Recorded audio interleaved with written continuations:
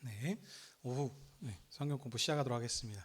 우리 그 동안에는 오랫동안 창세기 강의를 하다가 중간에 멈추고 예, 슬기로운 신앙생활이라는 주제로 특강을 좀 오랫동안 했었었죠. 그다음에 특강 끝난 다음에 또 이제 연초 신방할 때가 돼가지고 신방하느라 오랫동안 이렇게 좀 오후 성경 공부를 좀 쉬었었습니다. 자, 그래서 이제 다시 시작을 하는데 우리 그 지난번에 창세기 11장 우리 그 셈의 족보까지 10절부터 26절까지를 살펴봤습니다. 그래서 그 뒤에 이야기를 이어서 좀 살펴보기 원합니다. 근데 이게 6개월 이상 시간들이 지났기 때문에 그제 그동안 뭘 배웠지라는 좀 이제 가물가물한 것입니다. 그래서 그 지금까지 그 창세기의 족보 간략하게 살펴보면서 오늘 좀 조금만 진도 나가보도록 하겠습니다. 자, 창세기는 하나님께서 누구에게 주셨습니까? 출애굽한에서 이스라엘 백성에게. 그래서 시내산에서 하나님과 언약을 맺은 이스라엘 백성들에게 주셨습니다. 그래서 그들에게 이걸 주심을 통해 가지고 말하고 하는 게 무엇인지요? 이스라엘의 정체성과 사명에 대해서 말씀하시는 겁니다. 성경은 말하는 것은 다른 게 아닙니다. 이 예수 그리스도의 복음에 대해서 얘기하는데 그것을 통하면서 하나님이 누구신지, 우리들이 어떤 존재들인지, 그래서 그들을 그 정체성을 확실하게 알고 하나님이 그 거룩한 택함 받은 그런 하나님 나라 백성이라는 사실들을 구약이나 신약이나 마찬가지로 알고, 그래서 그 정체성을 안 다음에 사명에 부르신 사명을 이렇게 감당해 나가라. 구약에서는 가나안 땅이었겠고요. 신약에서는 이제 천국 백성인 교회로서 이제 마지막 온 민족을 주님께로 복종시키는 그 사명을 감당해 가기 위해서 이 성경을 기록한 것입니다. 자, 그래서 근데 먼저 우리 지금 보고 있는 창세기는 이스라엘 백성을 대상으로 기록을 했습니다. 그래서 그 이스라엘 백성한테 주는 그 목적에 맞게 이 창세기 말씀이 기록되어 있습니다. 근데 그들에게 그 독자에 맞게 기록을 한 게 가장 효과적인 방법이 무엇입니까? 톨레도트라라고 하는 족보를 통해서 말씀하는 겁니다. 그래서 왜냐하면 그들은 그 뿌리 어떤 존재들인지 그것을 이제 좀 말하는데 이것보다 좋은 방법이 없죠. 그래서 총 10개의 족보로 창세기는 이루어져 있습니다. 그래서 근데 창세기가 1장부터 50장까지 돼 있는데 첫 번째는 뭡니까? 1장 1절부터 2장 3절까지는 창세기와 성경 전체의 서론이라고 제가 말씀드렸습니다. 그래서 처음에 어떻게 시작하죠? 창세기 1장 1장이 태초에 하나님이 천지를 창조하시니라 하면서 하나님께서 천지를 창조하시는 그 내용들을 쭉 얘기합니다. 핵심만 간략하게 봅니다. 이걸 다 또 얘기하려면 시간이 없으니까. 자, 그 서론에서 얘기하고자 하는 건 하나님께서 세상을 창조하셨습니다. 어떻게요? 어둠이 있고 공허하고 이걸 다른 말로 무질서한 것이죠. 뒤죽박죽 막 섞여 있는 그런 천지에서, 그다음에 죽음이 있었던 이런 세계에서 이제 하나님께서 하나하나씩 말씀으로 창조하심을 통해서 어떤 세계를 지어가십니까? 반대되는 대비되는 세계죠. 빛이 있으라라고 하셔서 빛이 있고, 그래서 질서를 하나씩 세우셨습니다. 그래서 죽음이 아닌 생명으로 가득 찬 세상을 하나님께서 창조하셨습니다. 자, 그 중에서 사람을 하나님의 형상대로 만드셔가지고 이제 대리 통치자를 만드셔서 이 만드신 세상을 하나님 대신하여서 다스리라라고 하신 얘기가 이제 창세기 서론이자 성경 전체의 서론이 되겠습니다. 자, 그 다음에 이제 2장 4절부터는 그럼 이제 뭐가 나옵니까? 2장 4절에 이제 이것은 무슨 족본이라 계본이라라고 하면서 이제 그때서부터 이제 10개의 족보들이 쭈루룩 나옵니다. 자, 그래서 첫 번째 족보는 어떤 족보였습니까? 하나님의 다들 이제 잊어버리신 것 같은데 생각나시면 대답해 주십시오. 안식의 처소인 천지 창조의 족보가 첫 번째 족보입니다. 그러니까 족보하니까 사람들 아담의 족보요라고 하시면 아닙니다. 아담의 족보는 몇 번째 족보죠? 두 번째 족보입니다. 첫 번째 족보는 천지 창조의 족보예요. 그러면 천지 창조의 족보인데 이 족보들의 특징이 있었습니다. 어떤 특징이 있었습니까? 족보는 상속자 중심으로 기록이 됐다라고 했었습니다. 상속자. 그래서 천지 창조의 족보다 하면은 천지를 창조하신 것을 설명하나 보다라고 하는 것이 아니고 뭐라고요? 천지 창조한 그 세상을 상속받을 상속자 중심으로 기록을 한다는 겁니다. 자, 그래서 그럼 천지 창조의 족보의 상속자는 누구입니까? 바로 사람이죠. 이게 첫사람 아담입니다. 아담. 그래서 천지 창조의 족본이라고 하면은 누구에 대해서 얘기하는 겁니까? 아담에 대해서 얘기하는 겁니다. 자, 그래서 이 첫 번째 족보에서는 이제 하나님께서 세상을 창조하신 부분들을 다시 한 번 더 반복하면서 얘기를 하죠. 근데 뭐 어떤 중심? 바로 대리통치자인 사람 중심으로 다시 한 번 더 설명을 합니다. 그래서 말하고자 하는 강조점이 다른 거예요. 그래서 내용이 순서가 바뀌었는데요. 여기는 하나님께서 뭘 만드시고 나중에 이게 흙이 나고 뭐 한다 그랬는데 여기 뭐 비가 그리고 뭐가 한다 그러는데 하는데 이렇게 생각하시면 되고 강조하고자 말하고자 하는 문맥을 중심으로 보셔야 된다 그랬습니다. 자, 그래서 이 천지 창조의 사람의 족보에서는 하나님께서 에덴의 동산을 만드시고 거기 그 동산을 만드셨습니다. 이게 어떤 곳이죠? 하나님의 처소, 집입니다. 집. 그래서 이게 다른 걸로는 이제 뒤에 성소, 성전으로 이렇게 발전해 나는 것이죠. 그래서 이 성전에서 이 처소에서 뭐 하십니까? 하나님과 사람과 만나서 교제하고, 그러니까 함께 안식하고 하는 이런 곳이 이제 그 장소가 되겠습니다. 그래 그 가운데 그 동산 중앙에 있었던 게 뭐였죠? 생명나무와 선악을 알게 하는 나무. 이게 단순한 게 아니고 그 질서를 말씀하시는 거라고 그랬습니다. 이걸 왜 만들어 놓고 따먹을 줄 알았는데 하나님 뭐 이렇게 덫을 나누시고 옳지 너 이제 넘어졌구나 그래서 내가 너 도와줄란다 하고 하는 그런 목적이 아니라 그랬습니다. 질서의 하나님께서 대리통치자로 모든 권한을 주셨어요. 딱 하나만큼 하십니다. 이걸 통해서 네가 나를 왕으로 인정하고 하느냐, 아마 이것으로 지금 얘기하시는 거지 따먹을 줄 알았는데 이런 지금 그게 아니라 그랬었습니다. 그래서 그렇게 하셔서 질서를 세우시고 에덴을 경작하고 하나님이 하시는 그 성소를 지키고 다스리라라고 이렇게 얘기를 하신 것입니다. 그래서 그 사람을 만드실 때 생기를 불어넣으셔서 만들라 그랬습니다. 이걸 영이에요. 영.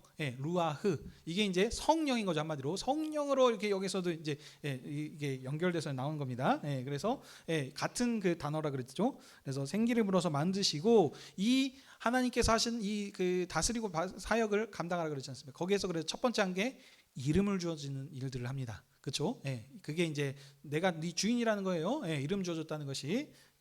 그런데 이 일을 하는 데 있어서 일을 잘 감당할 수 있도록 뭐를 만드십니까? 돕는 배필을 만드신 겁니다. 그래서 서로 연합하여 한 몸을 이루라라고 하는 이런 이제 창조의 원리로 만들어진 것이고요. 근데 무슨 일이 일어납니까? 사람의 타락이 일어나죠. 그래서 하나님께서 완성하신 이 언약을, 이 약속을 깨버리고 불순종하였죠. 그래서 먹지 말라는 선악과를 먹음을 통해 가지고 이제 그 죄가 세상에 들어옵니다. 그래서 결과가 어떻게 됐습니까? 하나님께서 원래 창조하셨던 빛이 있고 질서가 있고 생명이 있는 세계가 깨지기 시작합니다. 그래서 어둠이 들어왔고 다시 질서가 깨지는 하나님과 사람과의 그 관계가 깨어지고 그다음에 그 죽음이 들어오는 지금 이런 일들이 생깁니다. 그래서 하나님께서 그걸 회복시키시기 위한 지금 그 사역을 얘기하는 것이 지금 전체적인 성경의 내용이죠. 구원 역사입니다. 그래서 그 결과로 에덴 동산 하나님과 직접 사람과 만나서 쉬셨다는데 쉬는 게 아니고 하나님과 생명의 친교를 말한다 그랬습니다. 거룩한 사귐이라고도 하죠. 그래서 안식하심을 통해서 하나님과 얼굴과 얼굴을 맞대고 하는 이 영광스러운 지금 자리의 역할들을 했었습니다. 근데 이게 깨져 버렸어요. 그래서 하나님 앞에 가까이 가기는커녕 에덴 동산에서 쫓겨나 버리죠. 그래서 죽음이 들어오게 되고 또 일을 하고 수고해야 되고 하는 해산의 고통 이런 것들을 이제 하게 됐습니다. 그래서 뒤에 나오는 얘기는 이제 가인과 아벨에 대해서 얘기하는데 뭡니까? 죄가 이제 반성이 나가죠. 근데 그 가운데서 어떻게 했냐면 이 아벨 하나님의 사람, 하나님의 이 족보를 그냥 다 기록하는 것이 아니고 뭘 중심으로? 언약의 상속자 중심으로 기록한다 그랬습니다. 그런데 아벨이 그것인데 가인이 하나님의 그 언약의 상속자를 없애버려요. 그러면서 하나님의 그 약속이 끊어지게 생긴 상황 가운데서 어떻게 하십니까? 셋을 대신해서 주셔서 그때로부터 비로소 그의 아들의 때에 에노스 때 여호와의 이름을 불렀더라라고 하면서 그 하나님의 구원 계획이 끊어지지 않고 이어져 갈 수 있도록 하는 것이 그 얘기하는 것입니다. 자, 여기가 첫 번째 족보였고 두 번째 족보는 무엇이죠?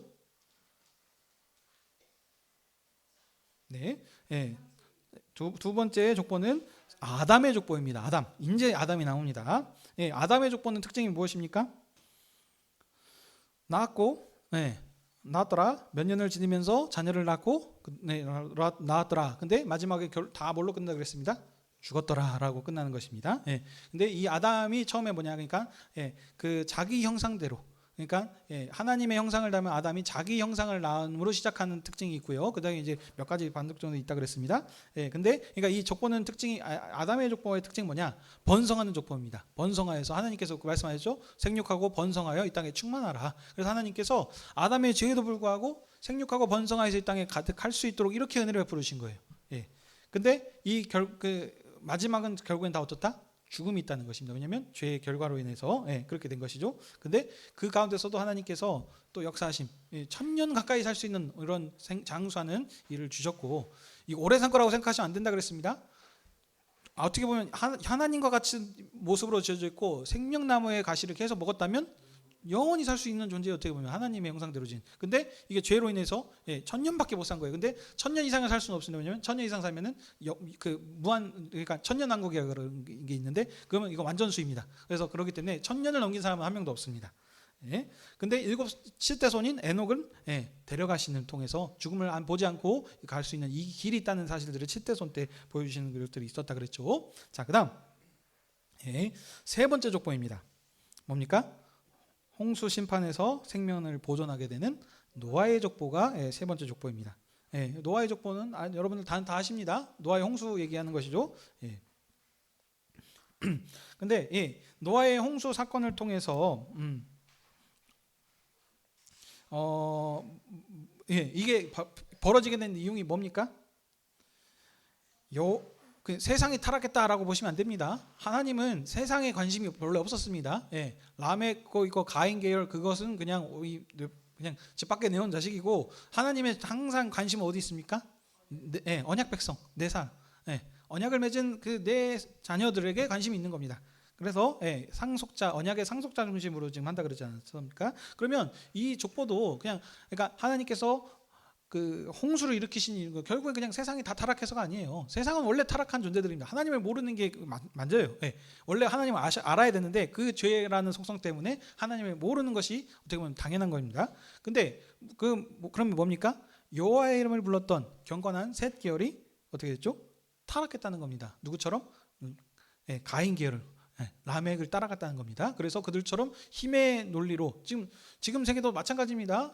제가 그때 우크라이나 뭐 해가지고 이런 얘기들 지금 미국도 얘기 드렸죠.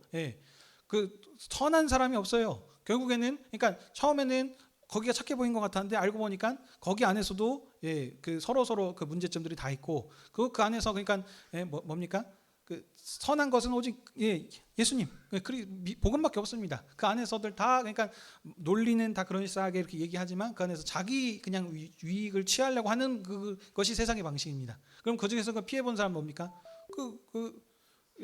그 전쟁터에 끌려가서 죽은 그 젊은이들, 또 그것에서 많은 피해를 입은 자들, 힘없고 연약한 자들, 이들만 지금 피해를 입고, 그 안에서도 정치인들은 그 우크라이나 부패 지수가 엄청 높다 그럽니다. 그러니까 다들 한몫들도 잘 생겼습니다. 그러니까 이게 장사예요, 장사. 자기네들 그 사업 비즈니스고, 그 안에서 이익을 내고 잘 먹고 하는 사람들은 잘 삽니다. 그러니까 참 이게 세상의 논리인 건데, 인데 어떻게 했다고요? 셋 계열이 자기 마음에 드는 사람들을 지금 다 이렇게 붙잡았다, 이렇게 아내로 삼았다라는 것은 힘의 논리를 지금 따라갔다는 겁니다. 그래서 하나님께서 이 여호와 이름을 불러야 되는 셋 계열이 이제 어떻게 됐습니까?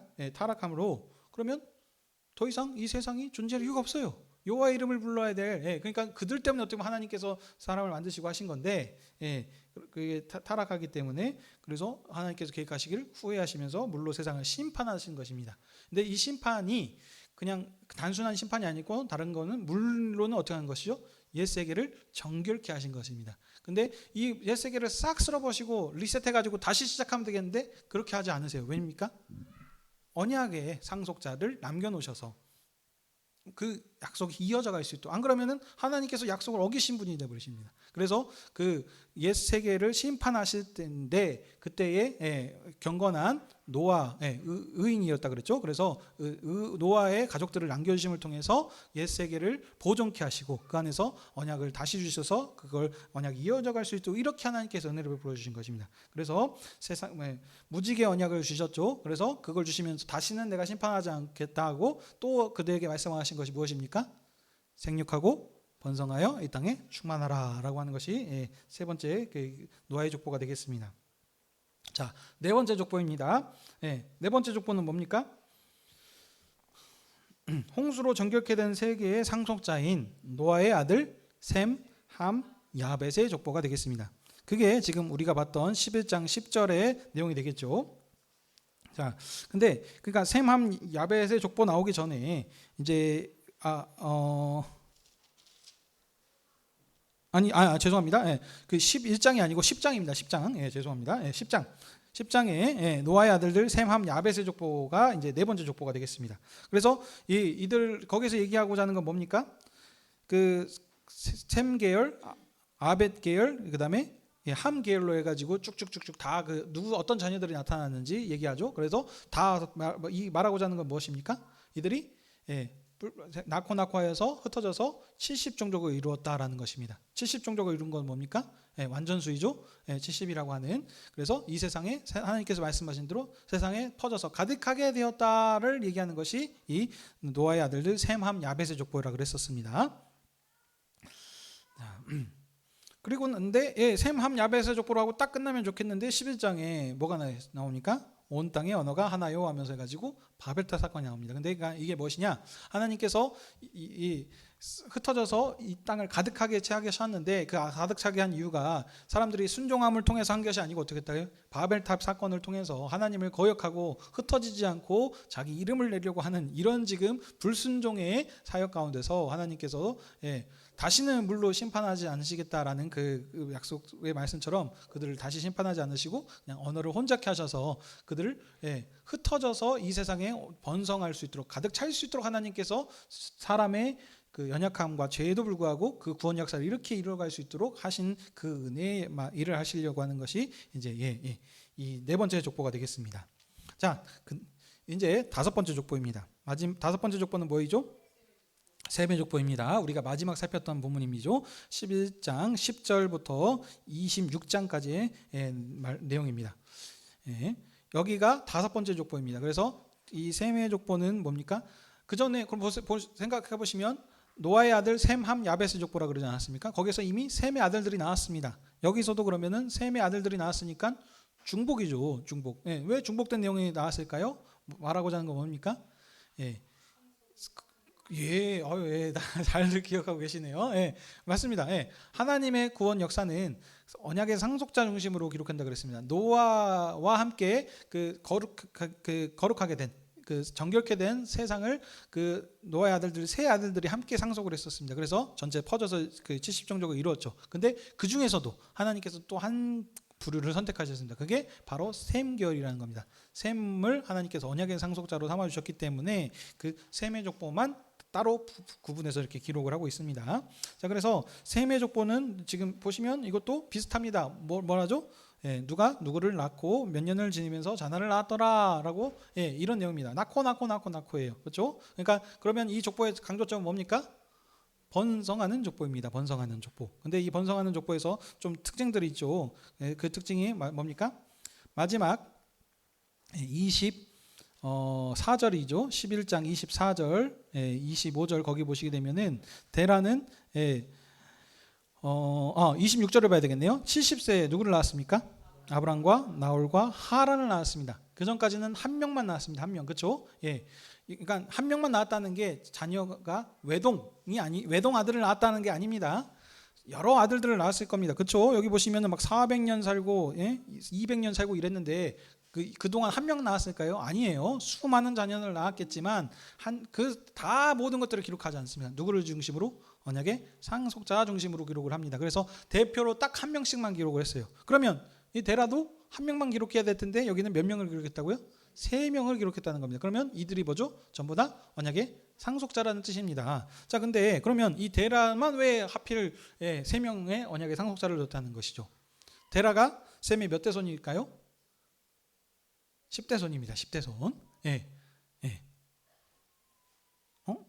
아니죠. 그 노아의 10대손입니다. 아브라함이 그 셈의 10대손입니다. 이렇게 되겠네요. 그래서 데라가 그렇기 때문에 이게 지금 더 특징인 거예요. 완전수인 거죠. 그래서 그때는 어떻게 합니까? 그 노아도 보면은 아담의 10대 손이죠. 그래서 그때 세 명의 셈, 함, 야벳을 이렇게 상속자를 두었던 것처럼 이렇게 하나님께서 일들을 지금 그 완전하게 하셨다라는 것을 지금 강조하고자 하는 것이 이 셈의 족보가 되었습니다. 자, 이런 흐름에서 지금 이제 5장까지, 그러니까 5번째 족보까지 끝났습니다. 근데 여러분, 그 창세기는 총 몇 개의 족보로 되어 있다고요? 10개의 족보로 되어 있습니다. 근데 제가 구분을 줬었습니다. 첫 번째에서 5번째로 끊고 6번째에서 10개의 족보를 이렇게 끊어서 2개로 구분을 했습니다. 그래서 첫 번째 족보부터 5번째 족보까지는 어떤 족보입니까? 특징이 그 고대, 그 족장 시대의 족보가 특징입니다. 고대사. 그 다음에 이제 그 5장 6번째 족보부터 10번째 족보는 어떤 특징이 있습니까? 이제 이스라엘의 족보가 되겠습니다. 이스라엘의 조상의 족보가 되겠죠. 그래서 지금 이런 지금 특징 구분이 됩니다.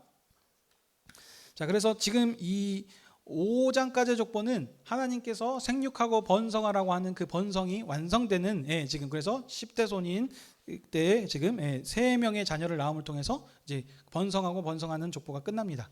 그 중에서 이제 6번째 족보는 지금 그러면 누구의 족보입니까? 11장 27절 보시면 누구의 족보는 이러하니라? 데라의 족보는 이러하니라 하면서 데라의 족보가 시작이 됩니다. 이게 6번째 족보입니다. 그래서 6번째 족보부터는 좀 형식이 좀 그 내용들이 달라지죠. 여기서는 나코나코르기보다는 뭐가 말이죠? 내용이 스토리들이 좀 긴 부분들이 있습니다. 이 데라의 족보는 11장 27절부터 시작해서 25장 11절까지 가장 긴 분량을 지금 차지하고 있습니다. 자, 근데 이 데라의 족보라 그랬습니다. 그러면은 근데 족보 내용이 나오는 것은 어디까지냐면 32절까지입니다. 그 다음에 12절부터는 좀 새로운 내용이죠. 그러니까 그 전에는 나코나코 이야기가 나오는데 12장부터는 나코나코 낳는 얘기는 좀 아니고 다른 어떤 스토리가 지금 시작이 되는 것 같습니다. 그렇죠? 자, 그러면은 요 데라의 족보를 봤는데, 자, 창세기의 족보의 특징이 아까 뭐라 그랬죠? 누구 중심으로? 언약의 상속자 중심이라고 그랬습니다. 그럼 이 데라의 족보는 누구 중심으로 기록이 되어 있겠습니까? 데라의 아들들 중심으로 기록이 되어 있겠죠. 근데 그 중에서 누구입니까? 아브람을 중심으로 기록이 되어 있습니다. 그래서 여러분들이 이제 좀 이걸 보시면서 생각하셔야 될 게, 자, 보시면 데라의 족보 다음에는 누구의 족보인지 혹시 아십니까? 7번째 족보. 여러분들 상식적으로 생각하실 땐 누구의 족보가 나와야 될 것 같습니까? 아브라함의 족보가 나와야 될 것 같은데 아브라함의 족보가 있나요? 없습니다. 아브라함의 족보는 없어요. 데라의 족보 다음에는 25장 12절 보시게 되면은 누구가 나오냐면은 이스마엘의 족보가 나옵니다. 근데 이스마엘의 족보는 누구였죠? 하갈의 첩에서 나온 그 족보라 하면서 이게 달렸다 그랬었죠. 그러면 생각해 보시죠, 여러분. 그 구약에서 가장 유명한 사람, 창세기에서 가장 유명한 사람 하면 누굴까요? 아브라함이죠. 그래서 아브라함은 뭘로 유명합니까? 믿음의 조상이라고 할 텐데, 근데 희한하게 아브라함의 족보는 없다는 것이죠. 이게 특징이 신기하죠. 근데 그 창세기 족보의 특징이 잘 거기에 드러나 있습니다. 그러니까 아브라함의 이야기를 보려면은 뭘 보면 되는가요? 그의 그 아버지를 보시면 되는 거거든요. 데라의 족보. 그러니까 데라의 족보를 보면은 그의 상속자인 아브라함에 대해서 얘기를 길게 하는 겁니다. 그러니까 이게 지금 그래서 아브라함의 족보 얘기가 특별히 없더라도 이미 그것이 이렇게 된다는 것을 알 수 있는 것이죠. 자, 그러면은 27장 데라의 족보는 봅니다. 근데 데라는 3명 아까 처음에 그 셈의 족보에서 그 나왔던 3명의 자녀들을 다시 언급을 하죠. 근데 여기 특징들을 보시게 되면은 이 그 자녀들을 쭉 지금 기록을 합니다. 근데 하나하나씩 지금 자세히 기록을 하는데, 여기 이 그 족보의 특징은 뭐냐면 아내도 기록을 하고 그 아브라함만 또 기록을 한 것이 아니고 그 아까 얘기했던 그 나홀과 하란에 대해서도 자세히 기록하고 있는 것이 좀 특징이 있습니다. 그러니까 그러면 지금까지의 족보는 좀 지금 좀 다르죠. 그러면 왜 이걸 이렇게 기록을 했겠느냐라는 것을 이제 우리가 살펴야 되겠죠. 어, 자, 근데 그리고 나서 12절을 보시게 되면은 이제 딱 그 세 명 중에서 한 명한테 초점을 맞춥니다. 누구입니까? 아브라함에게 아브람이죠. 여기서는 거기에서 초점을 맞춰서 지금 기록을 하고 있습니다. 그러면 이 세 명 중에서도 아브라함이 지금 언약의 상속자라는 사실들을 우리가 알 수 있는데 그러면 그것만 얘기하면 되겠는데 다른 얘기들까지 지금 자세하게 기록을 했다는 것은 괜히 이렇게 기록을 했다는 것이 아닙니다. 다 기록한 이유들이 있는 것이죠. 이게 이제 뒤에서 더 설명을 드리겠습니다. 네. 근데 이게 강조점이자 강조점인 것입니다. 괜히 기록한 게 아니에요. 네. 그다음에 지금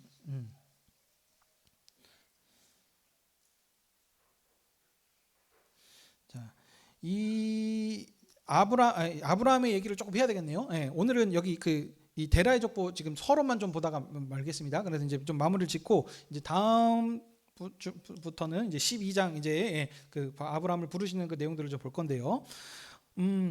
자, 아브라함의 족보 데라를 기록하는 데 있어서 아브라함의 얘기를 그냥 기록하면 될 텐데 왜 이런 지금 자세한 얘기들을 지금 다 기록을 하고 있냐를 이제 봐야 됩니다.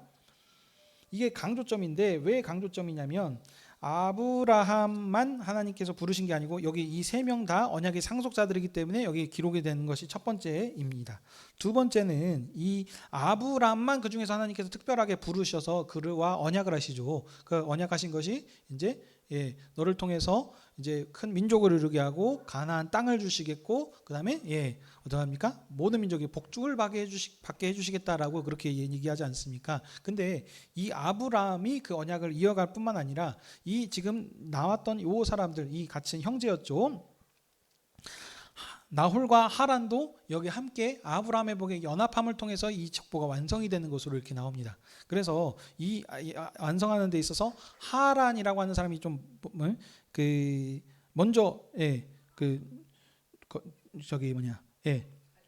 갈대아 우르에서 죽게 되죠. 근데 그 아들이 있습니다. 누굽니까? 롯입니다. 롯. 그래서 롯이 지금 아브라함과 함께 지금 따라가서 하는 부분들이 나오고요. 그다음 나홀이라고 하는 사람이 있습니다. 나홀은 그 뒤에 나오는 그 밀가의 하란의 딸 하면서 해가지고 쭉 나오고 있는데 여기가 나중에 어디와 연결됩니까? 바로 리브가가 이 이삭의 아브라함의 아들 이삭과 이렇게 연합함을 통해서 그 복에 함께 참여하게 되는 지금 이런 것을 지금 그래서 언약의 상속자를 중심으로 기록하는 데서 이 사람들이 언급이 필요하기 때문에 필요한 만큼만 여기에서 지금 언급을 하고 있는 것입니다. 그래서 이 이삭과 함께 지금 연합하면서 롯도 마찬가지였고 조카 롯도 같이 따라가서 하나님께서 아브라함을 복 주시는데 아브라함과 함께 연합하는 자는 함께 다 복을 받습니다. 그래서 조카 롯이 우리들은 성경을 이렇게 생각하세요. 하나님께서 아브라함을 부르실 때 네가 본토 친척 아비집을 떠나서 가라 그랬는데 조카 롯이 따라갔고 그 다음에 또 롯만 그런 것이 아니고 데라도 거기서 따라가고 여러 사람들이 와가지고 거기서 이렇게 한마디로 이렇게 본인만 와야 됐는데 다른 사람들이 같이 와가지고 이렇게 죽게 되고 뭐 이런 사고들이 이렇게 발생됐다라고들 얘기하셨는데 그렇게 보시면 안 됩니다.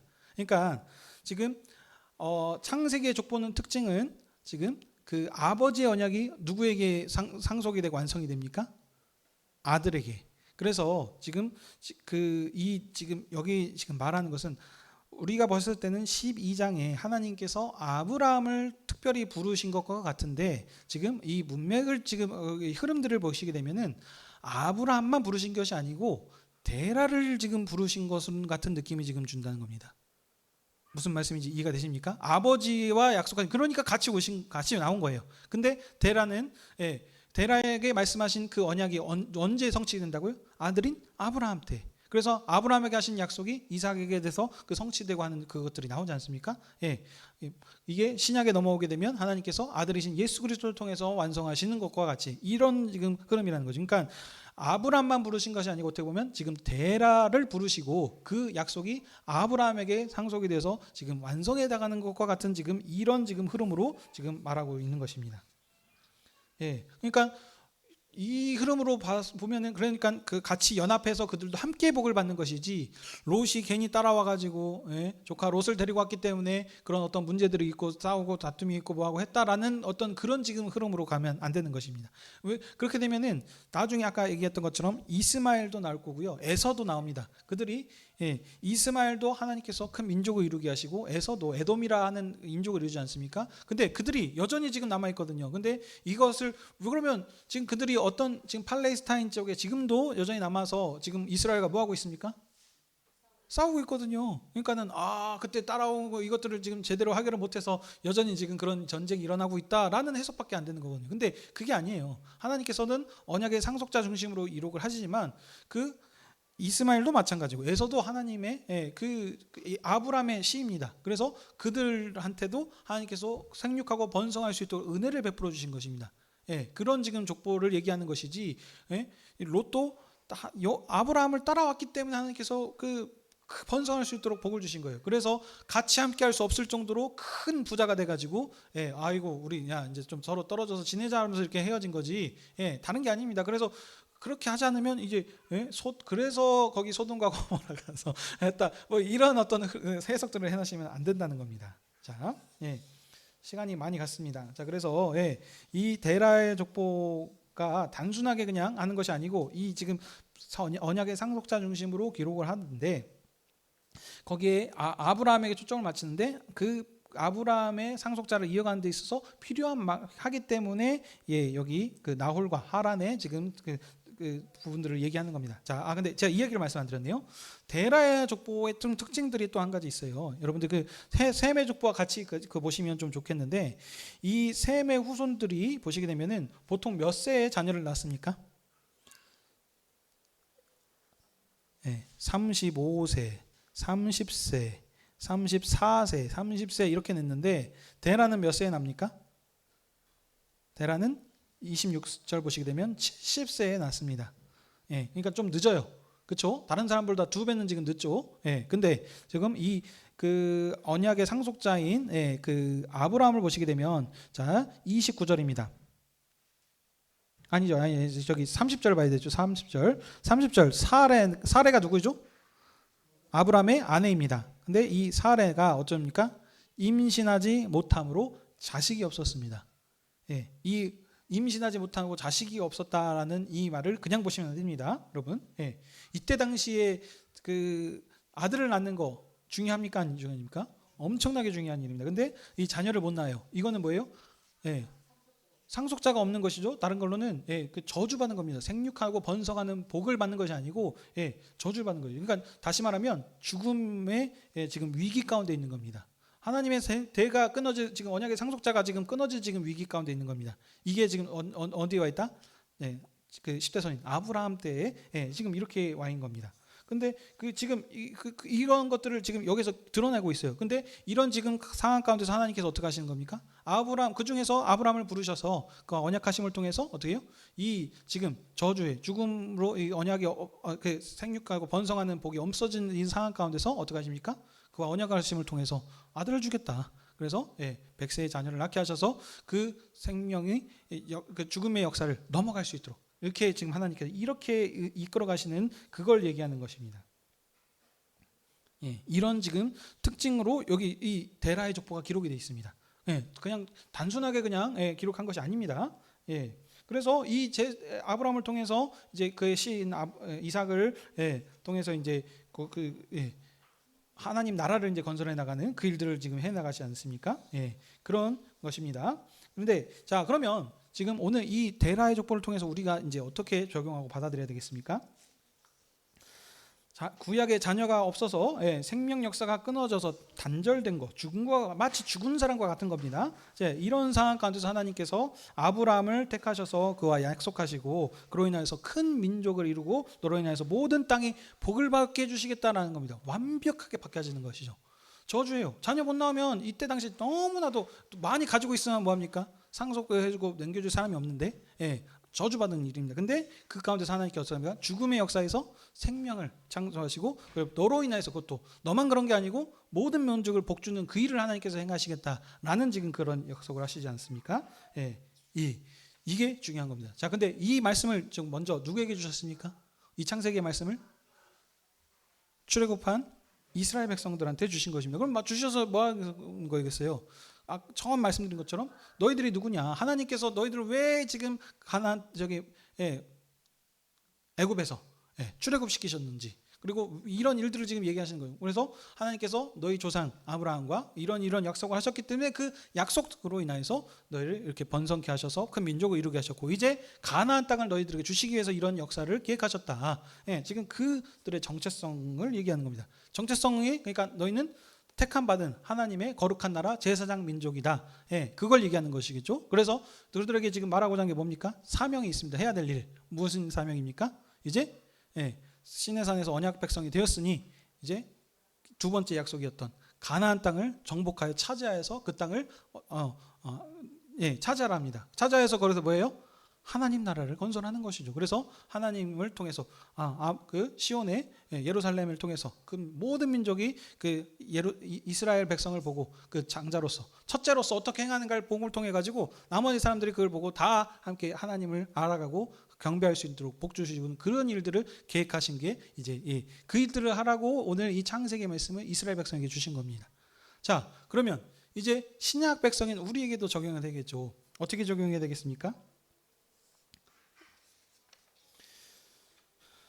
이스라엘을 이렇게 택하셔서 복 주신 하나님께서 이제 신약에 누구를 보내십니까?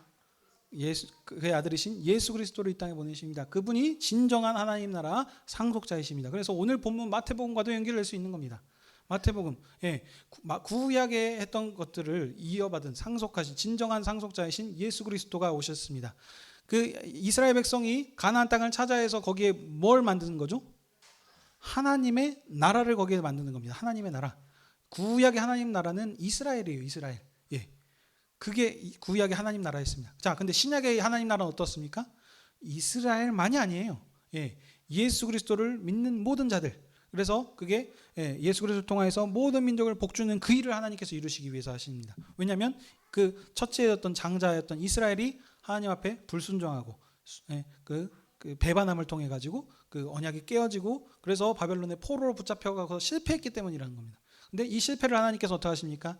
회복시키시기 위해서 사람의 불순종과 죄와 불순종에도 불구하고 아들이신 예수 그리스도를 보내심을 통해서 이제 구원 역사가 계속해서 이어져 갈 수 있도록, 그래서 이제는 아들을 직접 보내지 않습니까? 종을 통해서 모세라고 하는 종을 세우시고 여호수아를 통해서 하시는 그 일들을 하시는 게 아니고 이제 직접 아들을 보내셨어요. 그래서 예수 그리스도가 하나님의 아들이신 예수 그리스도가 이 땅에 오셔서 새로운 나라를 설립하십니다. 이 새로운 나라가 무엇입니까? 천국이라 그러죠. 하늘나라. 그래서 하늘에 있는 나라라 생각하시면 안 된다 그랬습니다. 우리 이제 임한 나라입니다. 여기 마태복음에서도 얘기하죠. 죽어서 가는 곳 얘기하는 게 아니에요. 예수 그리스도가 천국 왕이시라니까요. 천국을 이미 설립하셨습니다. 그래서 남은 자들을 부르신 게 이미 천국 백성들이에요. 우리가 죽어서 가서 그때 가서 이제 우리 천국 백성입니다. 우리 천국 왔어요 하는 죽어서 가는 개념의 나라가 하나님 나라가 아니라는 겁니다. 이미 천국이 임했습니다. 그래서 그 임한 증거들로 고쳐주시고 하시는 그 일들을 보여주신 거예요.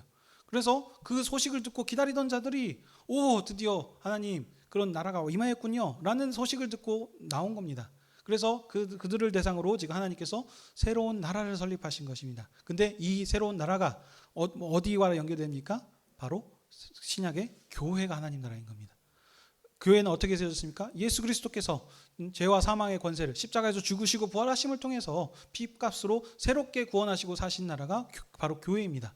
그러므로 구약의 이스라엘과는 교회는 비교할 수 없는 큰 은혜를 받은 자들입니다. 이 사실을 우리가 기억해야 돼요. 그러니까 구약의 이스라엘 백성들이 가지고 있는 정체성과 사명이 신약의 교회가 가지고 있는 정체성과 사명과 비교할 수 없는 겁니다. 그러니까 그만큼 우리가 더 큰 은혜를 받았고 더 큰 은혜를 주신 만큼 어떻습니까? 책임감과 정체성, 그 사명이 훨씬 더 막중합니다. 교회가 마지막이에요. 교회 더 이상에 실패하면은 더 답이 없습니다. 하나님께서 교회 이후에 다른 어떤 무엇을 만드셔서 하나님께서 그 구원 역사를 완성하시겠다라고 약속하신 적이 없습니다. 교회를 통해서 하나님께서 구원 역사를 완성하실 것이다 라고 그렇게 예언하셨습니다. 그러니까 마지막 시대를 지금 봉사하고 있는 것이 교회입니다. 그러니까 교회가 실패하면 어떻게 해요? 하나님의 구원 계획도 실패로 돌아가는 것입니다. 그러니까 그만큼 우리 교회가 지금 아주 막중한 지금 사명을 가지고 있다는 겁니다. 근데 그 이스라엘 백성의 사명은 뭐였었습니까? 가나안 땅을 점령하여서 차지해서 거기에서 하나님 나라를 세워서 거기에 모든 민족이 이렇게 하나님을 보게 했다면 신약의 교회 오늘 본문 말씀과 적용은 어떻습니까? 우리의 착한 행실을 통해서 선한 일 많이 하라는 게 아니라 그랬습니다. 어떻게 해요? 그리스도를 따르는 행실, 그 가르침의 순종함을 삶을 통해서 우리의 모습들을 보고 주변 많은 사람들이 하나님의 살아계신 인물 예수 그리스도가 왕이심을 보고 느끼게 하라는 겁니다. 그래서 그들도 어떻게 해요? 하나님을 보고 경배해서 하나님께 영광을 돌릴 수 있도록 그 역할을 합니다. 이게 마태복음 마지막에 뭘로 됩니까? 너희는 나가서 모든 민족을 제사 삼고 이렇게 돌이키라, 이런 지금 사명을 하는 선교 대사망으로 연결되지 않습니까? 이게 교회의 정체성이고 사명입니다. 이 사실을 여러분 믿으시기 바랍니다. 그러므로 근데 오늘 제가 설교하다 보니까 그 마지막 부분이 조금 미흡했는데 뭐였냐면 이 얘기를 하지 않습니까? 그 빛과 소금이다. 근데 소금이 맛을 잃으면 어떻게 된다고요? 아무 쓸데없어 밖에 밝혀 버려지게 될 것이다 라지 않습니까? 이게 그러니까 우리 그 정체성을 잃지 말고 그것을 붙잡으라라는 얘기이면서 더 저기 추가하면 뭡니까? 경고의 말씀이에요. 너희들 이와 같은 하나님께서 이렇게 은혜를 주시지 않느냐, 이걸 행하지 않으면 한마디로 이제는 답이 없어요. 예수 그리스도께서 다시 오실 것인데 그때도 이 일들을 확실하지 않으면 이렇게 큰 은혜를 받았는데도 우리 큰 그러니까 상급이 있는 것이 아니고 어떻게 보면 그런 벌이 있는 겁니다. 그래서 그만큼 우리를 지금 그 악심하게 그 정체성과 사명에 대해서 지금 얘기하는 말씀이 되겠습니다. 자, 그래서 지금은 혈연 관계가 아니에요. 아브라함의 그 종들 그 혈연 관계에 있는 그 자들이 하나님 나라 백성이 아니고 이제는 누구시다? 예수 그리스도를 믿는 교회가 하나님 나라의 상속자이다 하는 사실입니다. 그래서 우리가 천국 백성입니다. 이 사실을 기억하셔서 권세 있는 백성으로서 사람 승리하며 사시는 저와 여러분이 되시게 주님의 이름으로 축복합니다. 아멘. 오늘 강의에 대해서 질문 있으실까요? 알겠습니다. 자, 그러면 기도하고 마치도록 하겠습니다. 아버지 하나님, 그동안 하나님의 은혜 가운데서 또 우리 또 특강도 하였었고 오후에 또 신방을 함을 통해서 우리들 삶을 나누고 교제할 수 있게 해주니 감사합니다. 오랫동안 쉬었던 또 성경 공부를 이어감으로 그동안 우리 살폈던 창세기 말씀을 더 깊이 있게 묵상할 수 있게 해주니 감사합니다. 이 말씀을 통해서 하나님께서 우리를 그냥 만드신 것이 아니고 이런 정말 놀라운 구원 계획 역사 안에서 하나하나 모든 것들을 지금 계획하시고 인도하시고 섭리 가운데서 우리가 부르심을 받아 교회 그리스도로 인하여서 새로운 공동체인 하나님 나라 천국 백성으로 하나님 자녀로 우리를 불러주셨다는 사실을 알게 하시니 감사드립니다. 이와 같이 우리가 크신 은혜를 받았사오니 우리가 세상에 나가서 우리 천국 백성으로서 빛과 소금의 역할을 감당하며 살 수 있게 도와주시옵소서. 우리가 단순히 착한 행실을 하는 것이 아니고 삶 가운데서 온전히 그리스도 중심적으로 복음 중심적으로 주님을 증거하는 그런 삶을 살게 하셔서 우리의 모습들을 보고 모든 사람들이 하나님의 살아계심을 느끼고 이 왕 되신 주님을 복종하고 경배함으로 함께 이 주님의 상에 나와 주님이 먹고 주시는 피와 살을 같이 누릴 수 있도록 주여 은혜를 베풀어 주시옵소서.